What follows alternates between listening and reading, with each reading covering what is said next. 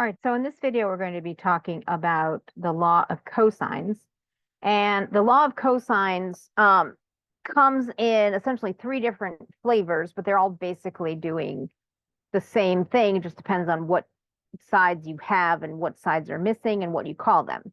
Now, it's common for the longest side to be called side C, and that's sort of the standard format that you'll see this in. But again, there's no sort of hard and fast rule of thumb when you're not dealing with a right triangle. So all of these are essentially equivalent to each other. The idea here is that if you have three sides and an angle, so as long as we have three sides and an angle, as long as you have three of those four things, you can solve for the other one that's missing. So here I have sides A, B, C, and then I have an angle opposite one of the sides. So in this case, I have an angle opposite side C. So if I have the lengths of sides A and B and one angle that's not, I can't use the law of sines because the angle that I have is not opposite one of the sides that I already have. So two angles, two sides, and an angle that is not opposite one of the sides, then I can use this formula. Again, just change the things around. If you have two sides, call them A and C, and angle beta, again, not opposite either of these sides, the formula is the same. So just change the letters. Typically, this is the way that we use it because if the angle gamma longest across from the longest side is 90 degrees, then cosine of 90 degrees is 0, and this term drops away, and you just get the Pythagorean theorem. So this is usually the way I remember it because it connects to other things, but all of these are valid versions of the formula. Now, the other way that you can use this two sides and an angle not opposite one side is you can have three sides. And then you can use this formula. The algebra is a little nastier, but you can use this formula to find the angle opposite one of those sides. And then usually after you apply the law of sines the first time, you switch over law of cosines the first time, you then switch back to the law of sines in order to finish solving the problem because the arithmetic is a little easier, particularly when you're solving for angles. So let's walk through some examples of how this works. So let's say I have find the missing elements of the triangle with gamma equals 36 degrees, side A equals 7, and side B equals 10. Now again, notice alpha, beta, gamma. Alpha is opposite side A, beta is opposite side B. So this is an angle that is not opposite one of the sides that I already have. And so I can't use the law of sines, but I can use the law of cosines. And I've labeled these elements so that I can use this top formula. So what I need is side C. And so what I'm going to put in is my length values and my angle value. And then we're going to throw this in the calculator and get my missing side. So this will be 7 squared and 10 squared and 2 times 7 times 10 and cosine of 36 degrees.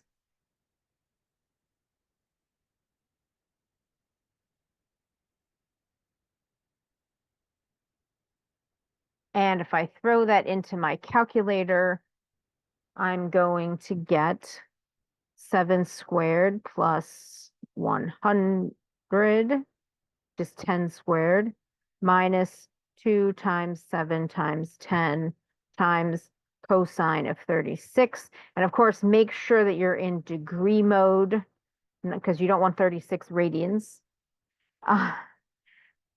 35.6 0.7376, blah, blah, blah. And then I take the square root.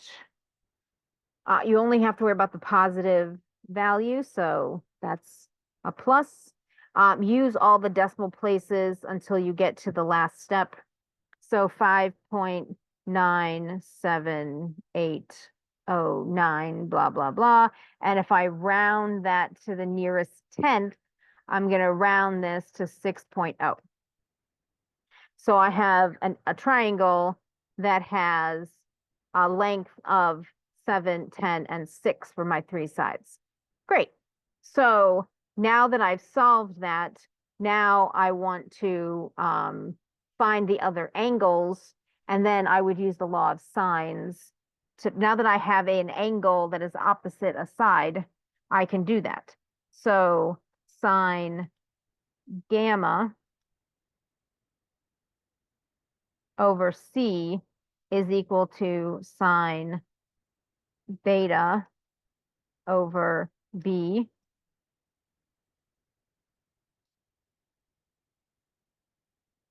Come on, cooperate. There we go. So sine of 36 degrees divided by my, I can use more decimal places, but I'm just going to use the 6 to make things relatively simple. Sine beta over beta was 10. And if I solve for sine beta,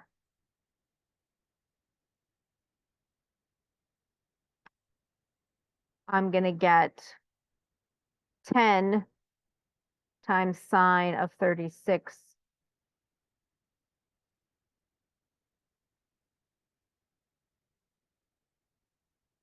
divided by 6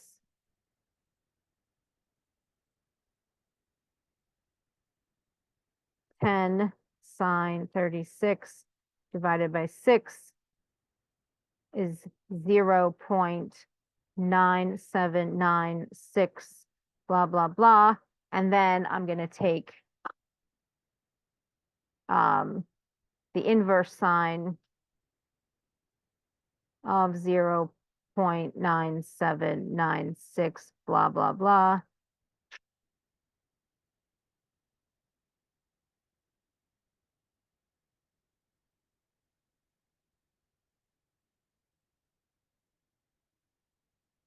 Inverse sine of that, and I get 78.419. And again, rounding to the nearest tenth, 78.4 degrees. Now, again, keep in mind, the sine cannot be bigger than 1. It can be as close to 1 as you like, but it cannot be bigger than 1. If you're getting answers that are bigger than 1, the law of cosines should work all the time. And you should not be getting, once you apply the law of cosines, you should not be getting two triangles. So you should not be getting values that are bigger than 1. That's an indication there's an arithmetic mistake along the way someplace. But here we get 78.4. And then to find, that's beta. So to find alpha is just going to be 180 minus beta minus gamma, and gamma was 36. So 180 minus 78.4 minus 36 is going to give us 65.6. And so now we found all three sides and all three angles. Now, you could, as I said, you can also do this if you have all three sides. So example 2, let's say, again, I want to find all of the missing components. A is equal to 6. B is equal to 9, and C is equal to 10. I know there's a triangle that has these lengths, so I just need to find the angles that correspond to them. And again, I'm going to use the law of cosines. Now, let's recall our formula.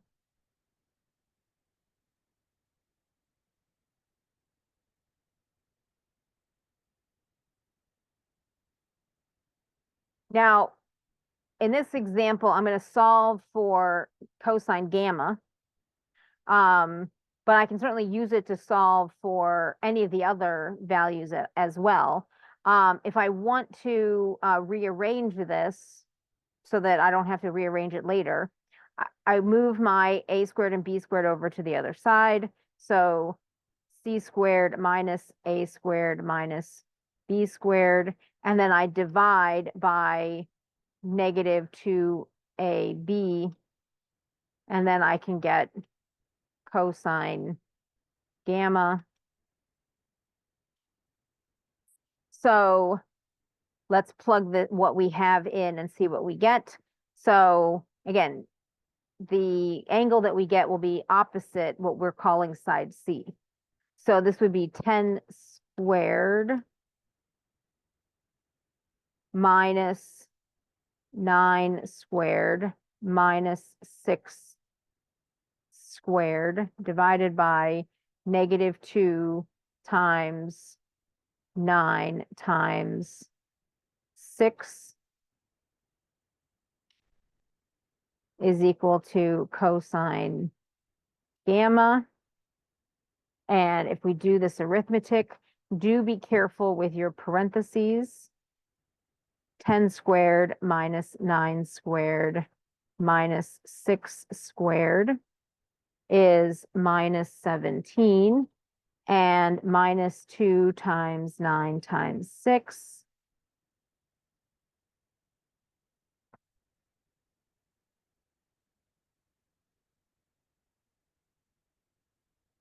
is minus 108.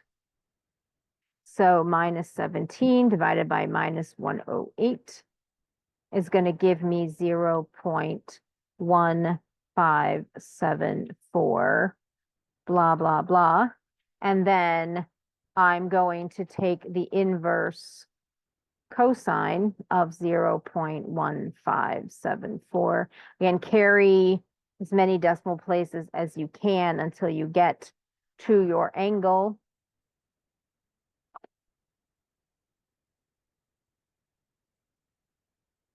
And again, make sure that you are still in degree mode. And I get 80.94355, blah, blah, blah. So again, approximately 80.9 degrees. Now that's only one angle. But now I have an angle and an opposite side. And so then I can, again, typically, you don't have to, but because the arithmetic is easier, people tend to now go to the law of sines to find one more angle. So I have sine of 80.9 degrees divided by the 10, because this is gamma is opposite C. And then let's find another angle. Let's say sine beta divided by B was 9. And if I rearrange, I get 9 sine of 80.9 degrees divided by 10 is equal to sine beta. And therefore, beta is the inverse sine of whatever I get when I evaluate this. So 9 sine 80.9 divided by 10 is going to give me 0.88867. And when I take the inverse sine of that, I get 62.70, blah, blah, blah. Oh, sorry.